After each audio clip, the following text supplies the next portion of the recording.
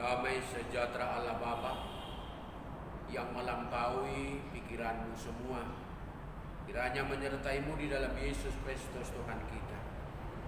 Amin. Firman Allah bagi kita pada minggu ini tertulis dalam kitab Yunus 3 ayat 1 hingga 10. Yunus 3 ayat 1 hingga 10, demikian firman Tuhan. Datanglah firman Tuhan kepada Yunus untuk kedua kalinya, demikian: bangunlah, pergilah ke Niniwe, kota yang besar itu, dan sampaikanlah kepadanya seruan yang kufirmankan kepadamu. Bersiaplah Yunus lalu pergi ke Niniwe sesuai dengan firman Allah. Niniwe adalah sebuah kota yang mengagumkan besarnya. 3 hari perjalanan luasnya. Mulailah Yunus masuk ke dalam kota itu, sehari perjalanan jauhnya. Lalu berseru, 40 hari lagi maka Niniwe akan ditunggang balikan. Orang Niniwe percaya kepada Allah, lalu mereka mengumumkan puasa dengan mereka. Baik orang dewasa maupun anak-anak mengenakan kain kabung. Setelah sampai kabar itu kepada raja kota Niniwe, turunlah dia dari singgasananya, ditanggalkannya jubahnya, diselubungkannya kain kabung, lalu duduklah ia di abu. Lalu atas perintah raja dan para pembesarnya, orang memaklumkan dan mengatakan di Niniwe demikian: manusia dan ternak, lembu, sapi, dan kambing domba tidak boleh makan apa-apa, tidak boleh makan rumput, dan tidak boleh minum air. Haruslah semuanya, manusia dan ternak, berselubung kain kabung dan berseru dengan keras kepada Allah, serta haruslah masing-masing berbalik dari tingkah lakunya yang jahat dan dari kekerasan yang dilakukannya. Siapa tahu mungkin Allah akan berbalik dan menyesal serta berpaling dari murkanya yang bernyala-nyala itu, sehingga kita tidak binasa. Ketika Allah melihat perbuatan mereka itu, yakni bagaimana mereka berbalik dari tingkah lakunya yang jahat, maka menyesallah Allah karena malapetaka yang telah dirancangkannya kepada mereka, dan ia pun tidak jadi melakukannya. Demikian firman Tuhan. Bapak, Ibu, Saudara yang terkasih dalam nama Tuhan Yesus Kristus, ada banyak yang membuat orang menjadi gagal. Ada banyak melatar belakangi seseorang itu gagal dalam perjalanan atau pekerjaan hidupnya. Tapi kegagalan bukanlah kematian. Dan hidup tidak akan pernah berhenti walaupun dia pernah gagal. Karena kegagalan itu bukanlah akhir dari segala sesuatu. Semua orang yang pernah gagal, dan semua orang pernah gagal, namun di balik semua kegagalan selalu ada kesempatan untuk merubah diri. Selalu ada kesempatan untuk memperbaiki diri.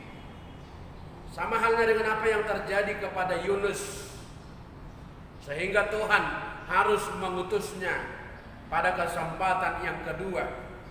Dan juga kepada Niniwe, bahwa Tuhan akan menjatuhkan hukuman kepada bangsa itu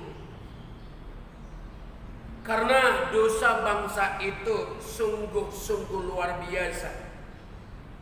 Kekerasan yang mereka lakukan, kejahatan yang mereka lakukan, karena mereka tidak mengenal Tuhan, dan bangsa Niniwe menjadi musuh Israel. Jadi semua para nabi yang mengetahui dan mengenal Niniwe sangat jijik terhadap mereka. Bangsa yang jauh dari Tuhan dan tidak bertobat. Tetapi karena sesuatu hal yang luar biasa itu, sehingga Yunus menolak suruhan Tuhan. Tuhan murka atas cara hidup bangsa itu. Tetapi walaupun Tuhan sudah merencanakan untuk meluluh lantakkan kota Niniwe, karena Tuhan tahu apa yang akan terjadi, lalu Tuhan mengubah hukumnya itu menjadi kasih karunia bila dalam 40 hari mereka mau bertobat. Niniwe diberikan kesempatan kedua. Satu hal yang boleh kita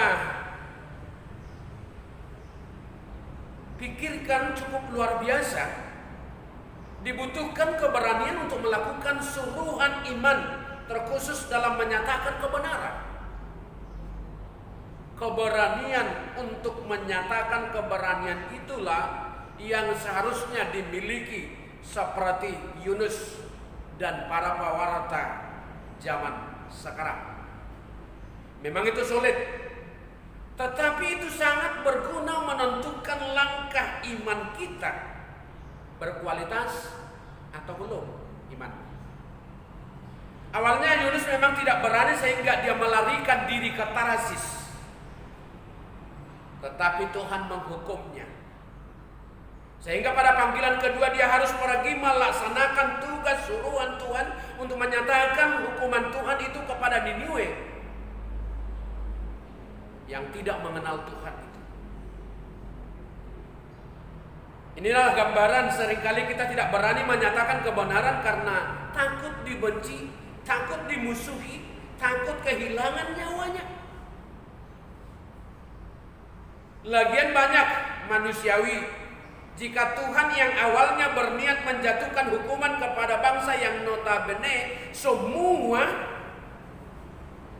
orang tahu bahwa mereka hidup dalam dosa dan kegelapan dan kekerasan, tiba-tiba berubah menjadi diampuni. Ya tentunya kita gak terima. Seandainya pun ada saudara di antara kita, ada sahabat di antara kita yang paling jahat, semua orang tahu mengetahui bahwa dia adalah jahat, lalu orang tua kita mengampuni dia, seolah-olah orang atau pimpinan kita lebih menyayangi dia. Iya, jujur memang manusiawi, kita agak kecewa. Sehingga Yunus secara manusiawi dia kecewa, terbukti Tuhan tidak membiarkan seseorang itu berjalan sendiri melakukan tugasnya. Dan juga kepada umatnya ia tetap setia menolongnya sejauh dan sedalam apapun dosa dan tantangan yang dihadapinya. Biarlah itu semua adalah cobaan. Tuhan tidak akan pernah membiarkan manusia itu berjalan sendiri. Di balik kegagalan yang pertama masih ada kesempatan yang baru. Tuhan masih membuka pintu kasih karunia yang baru. Wajar dan manusiawi Yunus menolak pada pengutusan yang pertama ke Niniwe. Dia sadar betul akan dampaknya jika ia pergi ke Niniwe menyatakan berita hukuman itu. Tuhan menyuruhnya yang kedua kali, untung masih ada waktu 40 hari jika bangsa itu akan dihancurkan, diluluh lantakkan, ditunggang balikan. Jika dia bertobat, jika bangsa itu bertobat, maka pengampunan dan kasih karunia itu telah tersedia. Biasanya Bapak Ibu Saudaraku yang terkasih dalam nama Tuhan Yesus Kristus, kepercayaan seseorang untuk menugaskan seseorang itu yang pernah menolak akan berkurang. Bagaimana kita memberikan kepercayaan penuh kepada seseorang yang pernah menolak?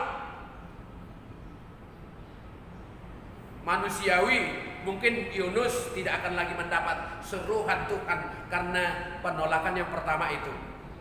Tetapi Tuhan tidak akan Bagaimana Tuhan bisa memberikan kepercayaan yang baru kepada orang yang suka menolak, tidak bertanggung jawab terhadap pekerjaan? Karena orang yang tidak bertanggung jawab terhadap pekerjaannya, bagaimana dia diberikan kepercayaan seperti itu? Takut-takut dampaknya kan semakin luar biasa. Tetapi siapa yang tahu akan rencana Tuhan? Siapa yang tahu Tuhan yang akan perbuat bagi bangsa yang seperti itu? Adakah manusia yang mengetahui apa yang Tuhan akan perbuat terhadap hidup? Terhadap hidup kita, terhadap musuh yang kita hadapi, terhadap tubuhmu yang sedang dilanda ketakutan, sedang dilanda penyakit. Adakah kita yang tahu? Ataukah adakah yang bisa memberikan hukuman dari kita?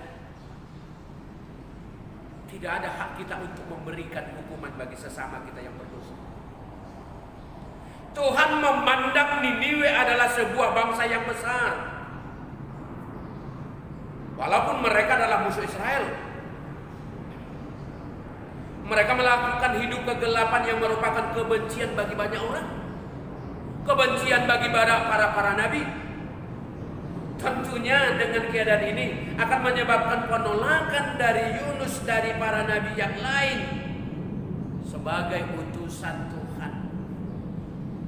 Bagaimana mungkin Tuhan masih membuka peluang dan memberi pintu kasih karunia bagi bangsa yang tidak mengenal Tuhan itu? Kalau manusia langsung dibilang, kau aja pergi ke sana, gak terpakai. Ungkapan kata saya tidak mau ke sana itu adalah orang yang tidak terpakai. Kita tahu semua keadaan mereka, sehingga wajar manusiawi kita menolak, kita membenci sikap mereka. Tapi hati-hati, masalah membenci, masalah menolak, masalah dendam atau bahkan menghakimi bukan hak kita.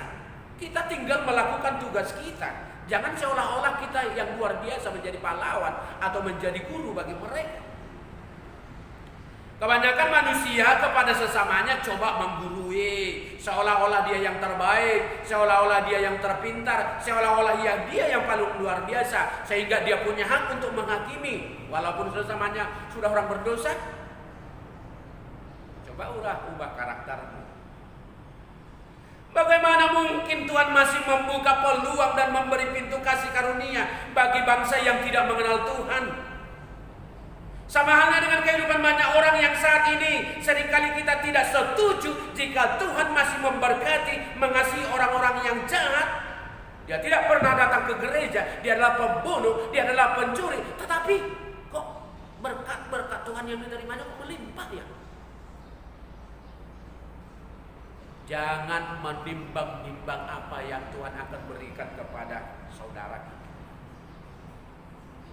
Kok jadi Tuhan itu mengasihi orang-orang yang jahat? Dia mendosa. Seolah-olah kita yang paling memahami hidup mereka. Dan bagaimana ke depannya seolah-olah kita bisa menentukan. Bagaimana pintarannya kita menghakimi seolah-olah itu semua adalah hak kita. Dari sini nyatalah kebesaran kasih Tuhan. Bahwa Tuhan tidak menghendaki kematian orang-orang yang jahat, melainkan supaya mereka bertobat dan beroleh hidup yang kekal. Siapapun itu berhak untuk merdeka, siapapun itu berhak memperoleh pertobatan, siapapun itu berhak untuk memperoleh keselamatan dari Tuhan. Siapapun itu berhak memperoleh hidup yang kekal.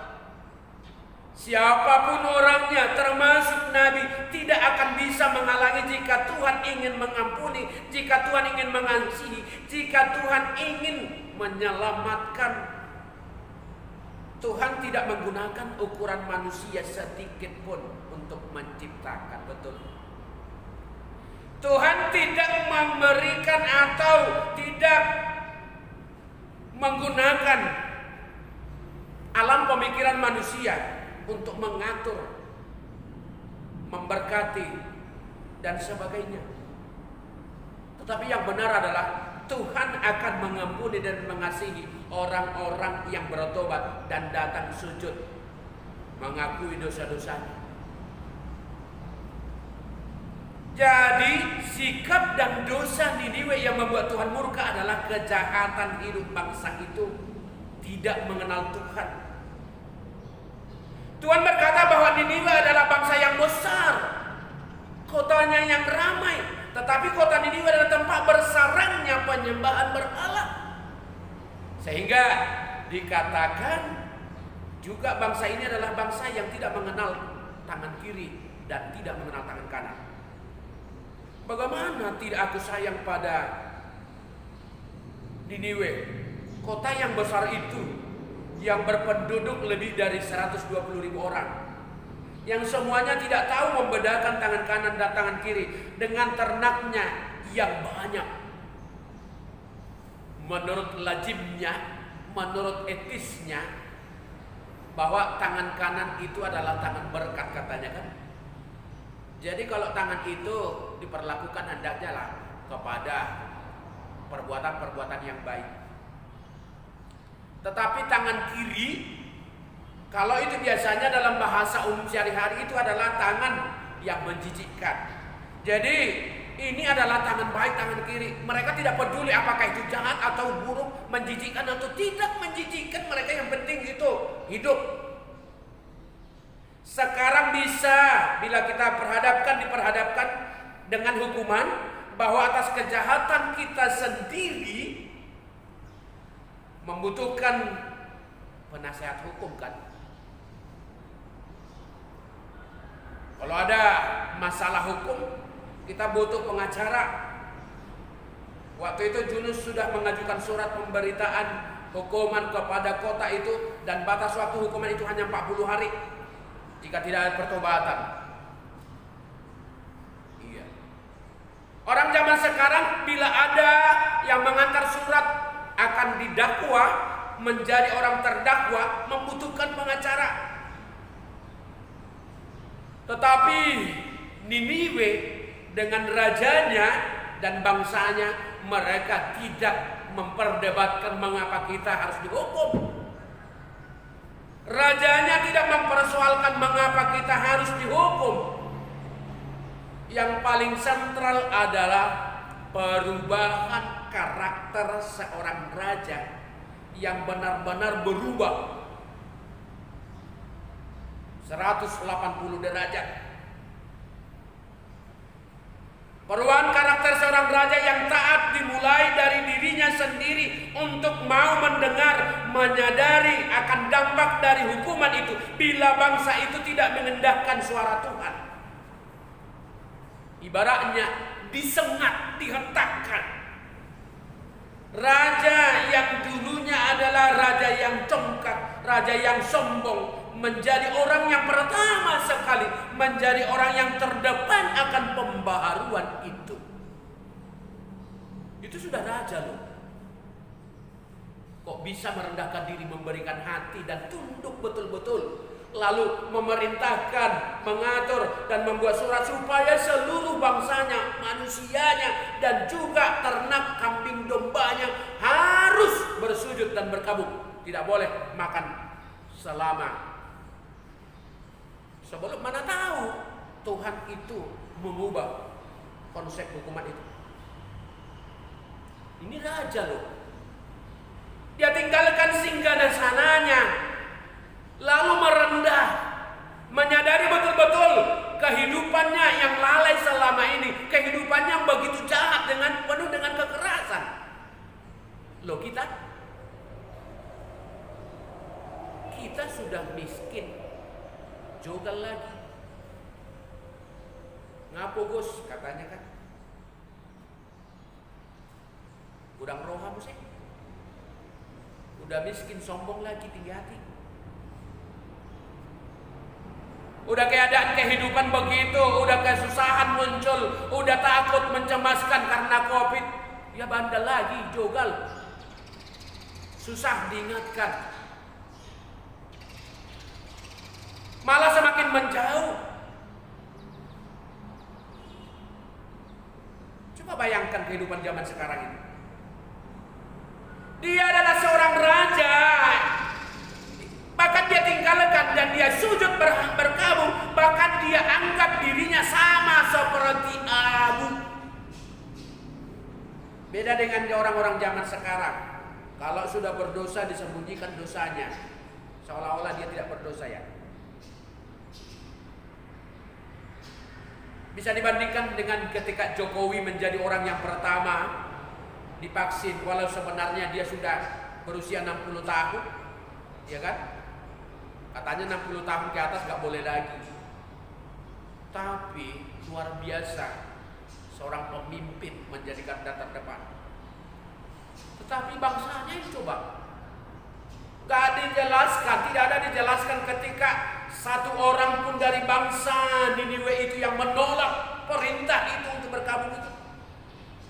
Tapi coba bangsa Indonesia dikasih jalan tol, dijalani tetapi dimaki-maki, gitu ya.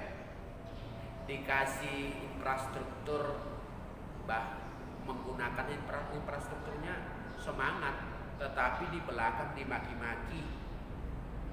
Diberikan bantuan sosial BLT, ya heboh semua, tetapi Jokowinya tetap nurut. Semua umat mengikuti untuk melakukan pertobatannya, tidak terkecuali umatnya. Sehingga umat mungkin ya bangkit dari singgasananya, menjadi catatan keteladanan yang luar biasa dari seorang raja ini. Ditanggalkannya jubahnya, diselubungkannya kain kabung, lalu duduk ia di abu. Ini luar biasa Bapak Ibu. Ini bahan perenungan bagi orang zaman sekarang. Udah pahit pun hidupnya, udah pahit getir, udah mencemaskan, udah sakit pun malah lupa akan suara Tuhan.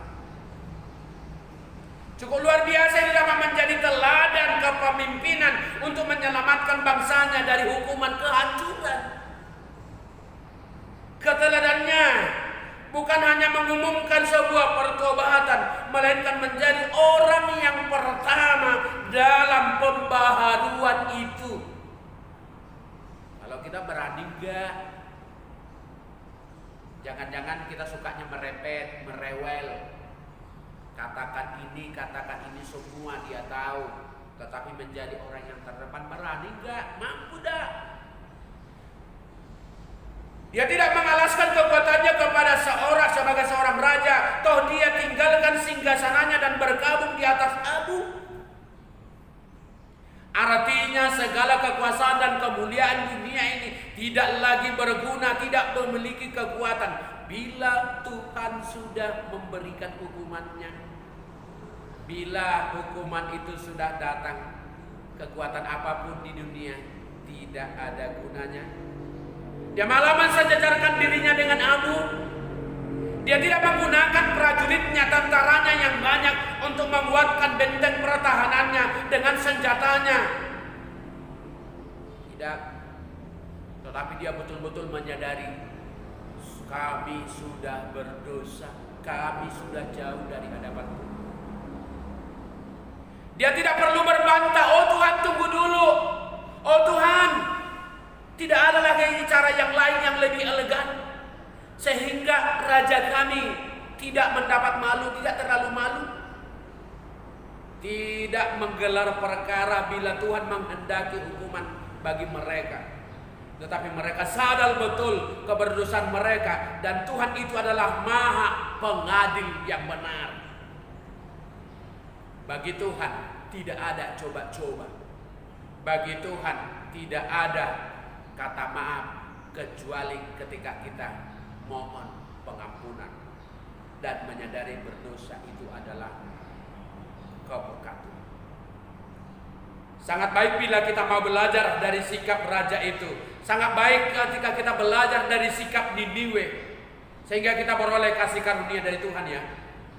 Seringkali kita adalah orang yang seolah-olah tidak menyadari bahwa kita sudah berdosa dan kekurangan kita banyak sekali. Sehingga kita tidak mau mengakui kesalahan kita. Kita tidak mau mengakui bahwa kita memiliki kelemahan. datanglah merendah di hadapan Tuhan. Akui dosamu, akui kelemahanmu, jangan sembunyikan.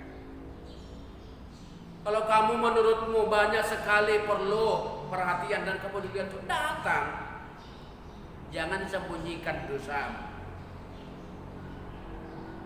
Jika kita memiliki kesalahan pun, memiliki dosa sebesar apapun, kita akan membelokkan seolah-olah peraturan itu kita yang buat. Seolah-olah peraturan itu yang salah, bukan saya yang salah. Seolah-olah agama itu yang salah. Orang lain yang salah, bukan saya.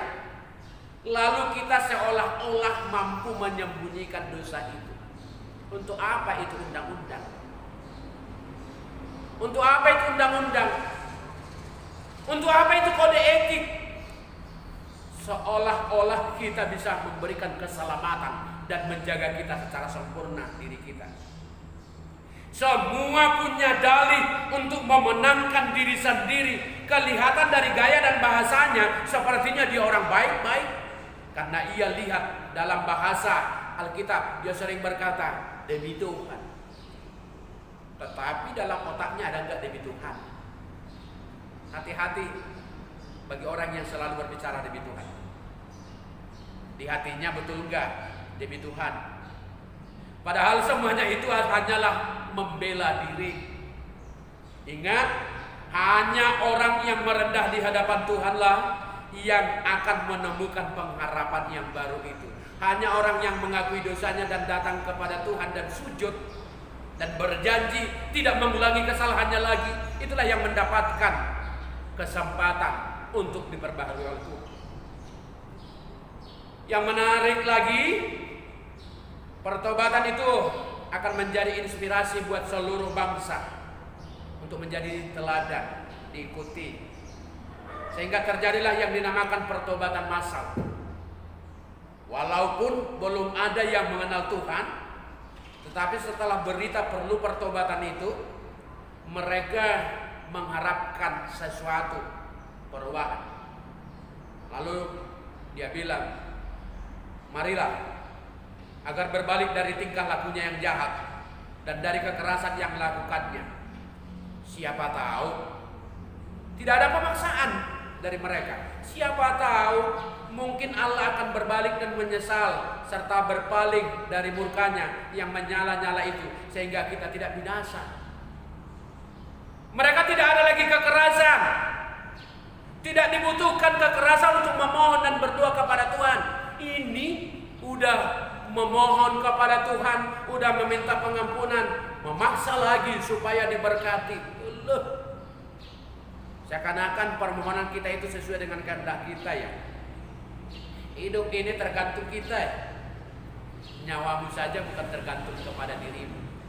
Napasmu juga bukan tergantung kepada kesehatanmu. Ingat loh, besok bisa itu diambil. 1 jam lagi juga siapa yang mau? Biar diambil Tuhan. Mereka tidak perlu mempertanyakan ada apa sebenarnya yang terjadi. Mengapa raja itu harus angkat kaki dari singgasananya dan melakukan perkabungan? Mengapa raja itu harus membuka jubahnya kebesarannya? Seakan-akan mereka mempertanyakan apa tidak ada cara yang lebih elegan. Tetapi kali ini berbeda.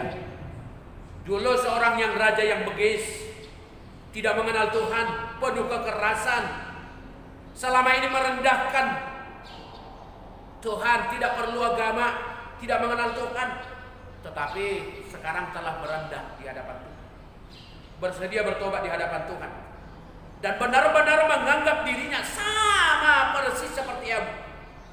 Rupanya tidak berharga. Dunia ini pun apapun kemuliaannya, apapun juga kebesarannya, apapun singgasananya tingginya itu, bagi Tuhan itu sama seperti Ayub. Hati-hati. Sehingga di ayat 10 dikatakan ketika Allah melihat perbuatan mereka, yakni bagaimana mereka berbalik dari tingkah lakunya yang jahat, maka menyesallah Allah karena malapetaka yang akan dirancangkan terhadap mereka. Dan ia pun tidak jadi melakukannya. Ini luar biasa.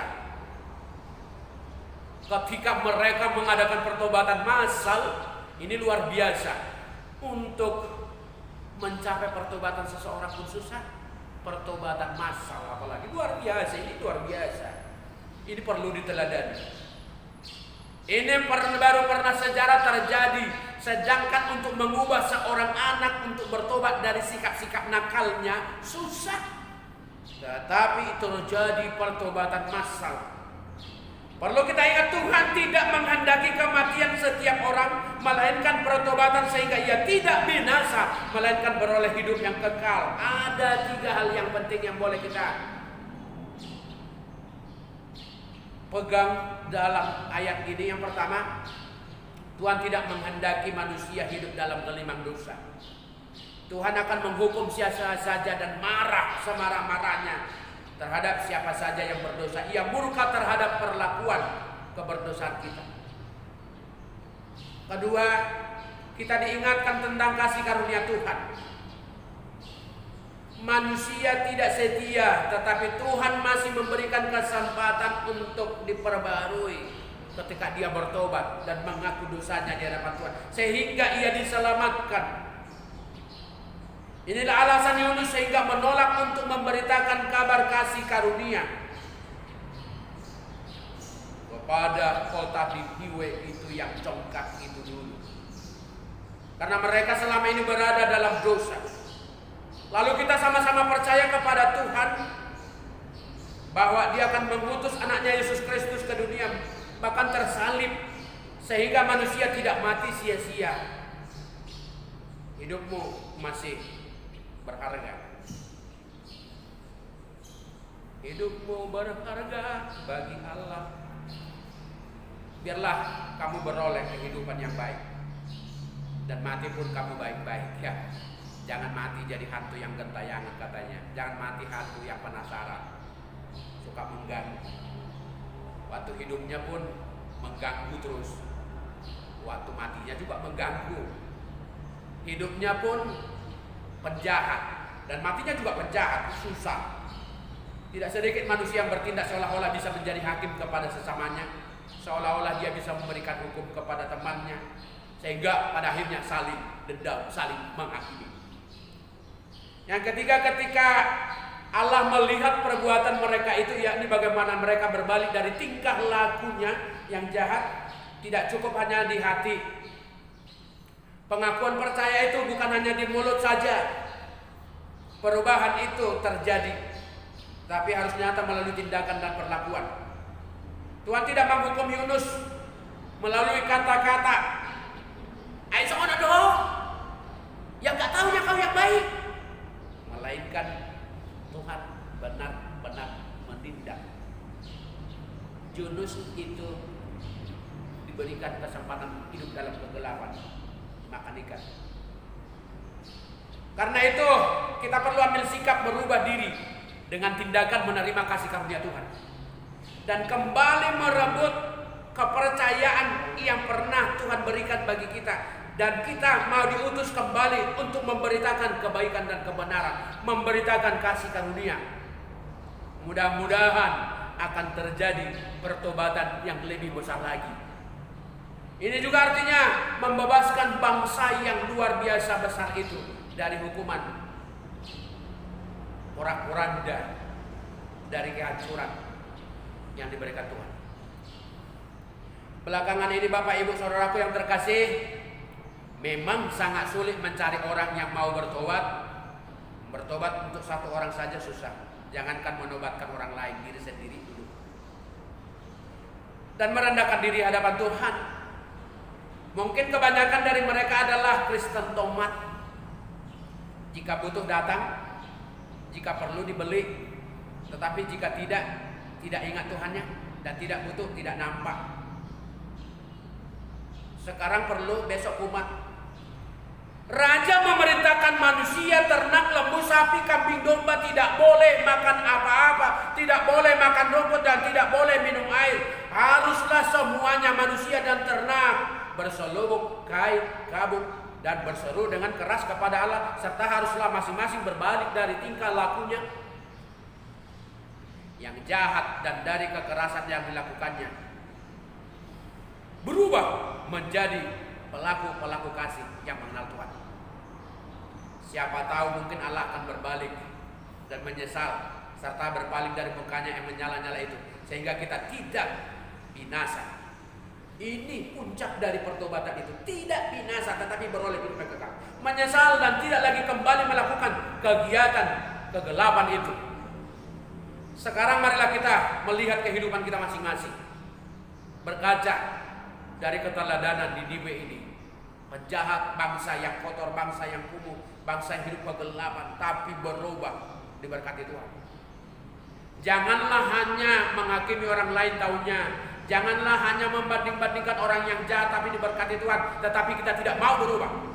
Malah orang-orang yang menyatakan orang lain jahat merubah menjadi lebih jahat.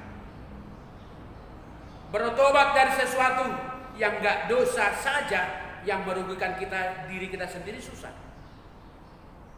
Udah. Bertobat dari yang tidak berdosa tetapi merugikan diri kita sendiri susah, apalagi bertobat dari dosa. Misalnya, sudah tahu makanan itu sumber kolesterol, sumber penyakit, asam urat tinggi, masih aja dihajar makan makanan yang seharusnya nggak boleh itu. Benar kan, susah kan? Besoknya meraung-raung. Tetapi berbahagialah mereka yang dimampukan oleh Tuhan ketika pertobatan yang terjadi dalam kehidupan mereka ini prosesnya sangat cepat, seperti bangsa Niniwe atau seperti Rasul Paulus yang begitu langsung dipanggil Tuhan. Bagi banyak orang yang mungkin tidak seberuntung mereka yang dimampukan oleh Tuhan bertobat secara radikal, secara total, kilat dan masih jatuh bangun di dalam mengupayakan kehidupan barunya, tetaplah berjuang. Bersama-sama Tuhan akan memberikan kekuatan bagimu. Hingga pada waktunya yang tepat kita pun bisa merasakan kebahagiaan yang sama, karena kehidupan kita telah diubahkan oleh Tuhan. Sejauh apapun kita berlari untuk menjauhkan diri dari hadiratnya, jika Ia berkenan memakai kita untuk sebuah rencananya yang besar, maka Ia akan selalu punya cara yang luar biasa untuk memanggil kita kembali sampai kita berkata iya, melangkahkan kaki kita untuk mengerjakan tugas panggilan dan tanggung jawab kita untuk memberitakan kebenaran, berani melakukan kasih karunia dan mengerjakan panggilan Tuhan itu. Mungkin saat ini banyak dari kita yang sedang melarikan diri dan bersembunyi, seolah-olah mampu menutupi, menyembunyikan dosanya dan menghindar dari suruhan Tuhan untuk melayani Dia dengan berbagai alasan, sibuk, tidak ada waktu, belum punya talenta dan sebagainya. Ingat, melayani Tuhan, ingat merubah diri dan berkabung menyerahkan segala sesuatunya itu, sejauh apapun dosa, kejahatan, apapun yang kamu anggap tentang Tuhan itu adalah anugerah yang diberikan Tuhan kepada kita. Jangan sia-siakan itu. Semua orang yang beroleh kesempatan dan kepercayaan, biarlah pengalaman hidup Yunus ini, pengalaman dari Raja Niniwe dan bangsa itu, menjadi pelajaran berharga bagi kita. Jangan menunggu sampai Tuhan menegur kita dengan keras dan lebih keras lagi. Datang COVID kamu susah, datang sakit gigi kamu menangis. Jadi janganlah kita sekali-kali berkompromi dengan dosa, sebab mata Tuhan tahu apa yang akan Dia berikan bagi